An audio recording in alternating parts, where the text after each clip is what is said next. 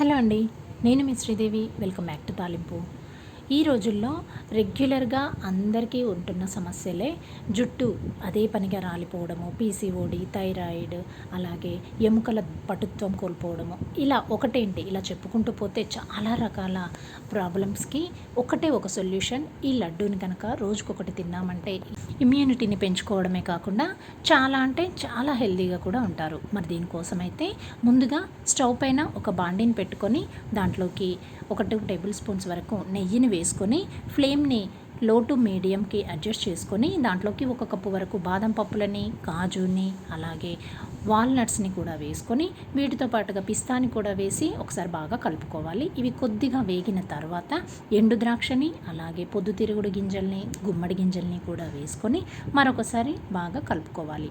ఇవి కూడా కాస్త వేగిపోయిన తర్వాత చివరిలో నువ్వులని కూడా యాడ్ చేసుకోవాలి. ఇలా మనము పల్లీలను కూడా యాడ్ చేసుకోవచ్చు. నువ్వులు వెంటనే చిటపటలాడుతూ ఉంటాయి కాబట్టి చివరిలో వేసుకుంటున్నాము. వీటితో పాటుగా కొద్దిగా ఇలాచీని కూడా యాడ్ చేసుకోవాలి. ఇక్కడ నేను ఒకటి మాత్రమే వేస్తున్నాను. ఇవి అన్నీ కాస్త వేగిపోయిన తర్వాత వీటిని స్టవ్ ఆఫ్ చేసుకొని ఒక మిక్సింగ్ జార్లోకి చల్లబడిన తర్వాత వేసుకొని పూర్తిగా మెత్తగా కాకుండా ఇలా కోర్సుగా బ్లెండ్ అయ్యేలాగా చూసుకోవాలి. ఇప్పుడు దీంట్లోకి తురిమిన బెల్లంని యాడ్ చేసుకోవాలి. బెల్లం అసలు గడ్డలుగా ఏమాత్రం ఉండకుండా ఇలా తురుముకొని వేసుకోవాలి. ఇలా వేసుకున్న తర్వాత వీటన్నింటినీ ఒక రౌండ్ ఇలాగ తిప్పుకొని ఇలా పౌడర్గా తయారైపోయిన తర్వాత వీటన్నింటినీ ఒక ప్లేట్లోకి వేసుకొని కొద్దిగా చల్లబడిన తర్వాత ఈ పౌడర్లోకి నెయ్యిని కొద్దిగా వేసుకుంటూ చేతికి మనము ఉండను తయారు చేసుకునే విధంగా ఉండేంత వరకు ఇలా కొద్దిగా నెయ్యిని యాడ్ చేసుకుంటూ ఇలా లడ్డూలుగా తయారు చేసుకోవాలి. ఇలా మనకి కావలసిన సైజులో మాత్రమే తీసుకొని లడ్డూలను తయారు చేసుకోవాలి.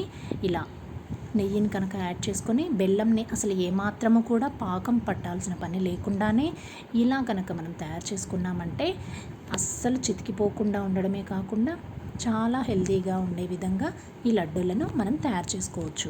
మనం రోజు బాదం పప్పులని కానీ జీడిపప్పులను కానీ రాత్రంతా నానబెట్టుకొని మరునాడే తినడము ఇలా చేయడం కన్నా కూడా ఒకేసారి వీలైనప్పుడే మనం ఇలా అన్ని డ్రై ఫ్రూట్స్ని కలిపి లడ్డూలా తయారు చేసుకొని ఒకేసారిగా మనం స్టోర్ చేసి పెట్టుకొని పిల్లలకి మార్నింగ్ టైంలో రోజు ఒకటి చొప్పున ఇచ్చామంటే వాళ్ళు ఇష్టంగా తినేస్తారు. అలాగే ఇమ్యూనిటీ కూడా బాగా పెరుగుతుంది.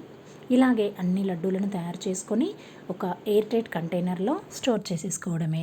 ఈ రెసిపీని మీరు ట్రై చేయండి. నచ్చితే లైక్ చేసి మీ వాళ్ళందరికీ షేర్ చేయడం మర్చిపోవద్దు. Thanks for watching.